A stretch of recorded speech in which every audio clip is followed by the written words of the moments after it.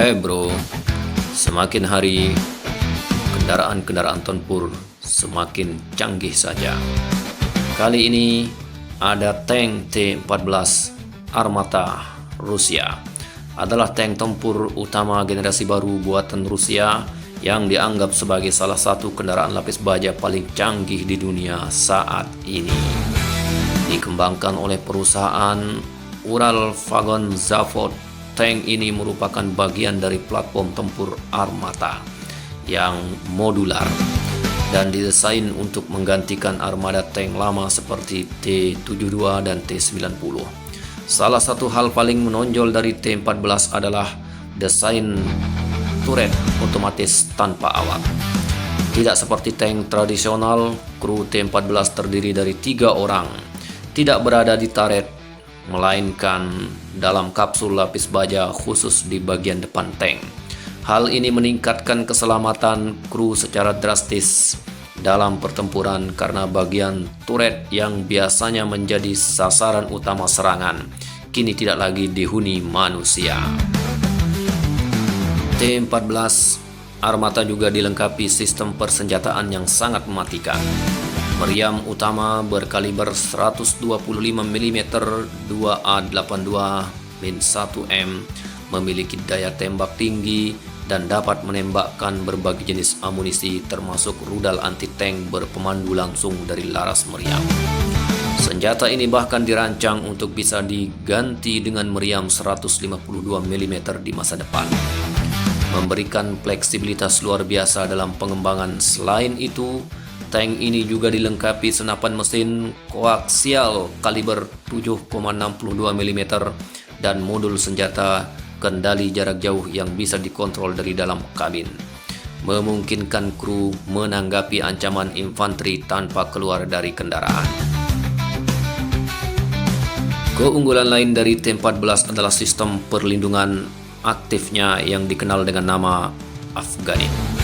Sistem ini dapat mendeteksi dan menghancurkan proyektil musuh seperti rudal anti-tank dan granat berpeluncur roket. Sebelum mengenai tank, ini membuat T-14 sangat sulit untuk dihancurkan oleh senjata anti-tank konvensional. Selain perlindungan aktif, lapisan baja komposit generasi baru serta sistem ERA atau Explosive Reactive Armor Malachit memberikan pertahanan berlapis terhadap berbagai ancaman di medan tempur. Tank ini juga memiliki sistem optik dan radar mutakhir yang mampu memberikan penglihatan 360 derajat di medan perang, siang maupun malam, serta dapat terintegrasi dengan sistem pertempuran digital modern untuk berbagai informasi secara real time dengan unit lain. Dalam hal performa mobilitas, T-14 juga tidak kalah mengesankan. Mesin diesel turbo charge 1500 tenaga kuda memungkinkan tank ini melaju hingga kecepatan maksimal 90 km per jam, jauh lebih cepat dibandingkan dengan tank berat pada umumnya. Dengan berat sekitar 48 ton dan jangkauan operasional hingga 500 km, T-14 memiliki kombinasi kecepatan, ketahanan, dan kekuatan tempur yang sangat seimbang. Ini menjadikannya sangat cocok untuk operasi cepat dan fleksibel di berbagai medan tempur. Namun, meskipun teknologi dan fiturnya sangat maju, T-14 juga memiliki beberapa tantangan. Salah satunya adalah biaya produksi yang tinggi, yang membuat produksi massalnya berjalan lambat. Sampai saat ini, jumlah T-14 yang benar-benar aktif di unit tempur Rusia masih terbatas. Selain itu, tank ini juga belum banyak terlibat dalam konflik militer berskala besar, seperti yang terjadi di Ukraina, terlibat dalam konflik militer besar, sehingga performa nyatanya di medan tempur masih menunggu pembuktian lebih lanjut.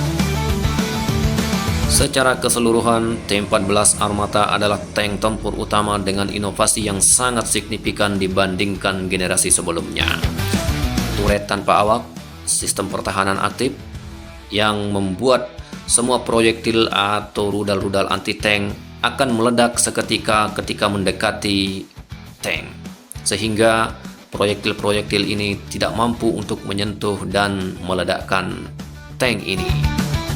Senjata utama yang canggih dan kemampuan digital modern membuatnya menjadi salah satu simbol kekuatan militer masa depan.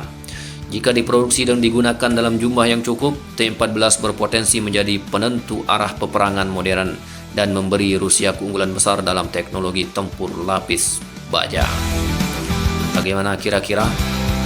Siapkah bangsa yang besar ini untuk menghadapi rampur-rampur canggih dari negara lain? Atau kita masih punya ilmu gaib yang mampu mengendalikan tank ini tanpa menyentuhnya? Bagaimana kira-kira? Sampaikan pendapat Anda di kolom komentar. Sampai jumpa lagi.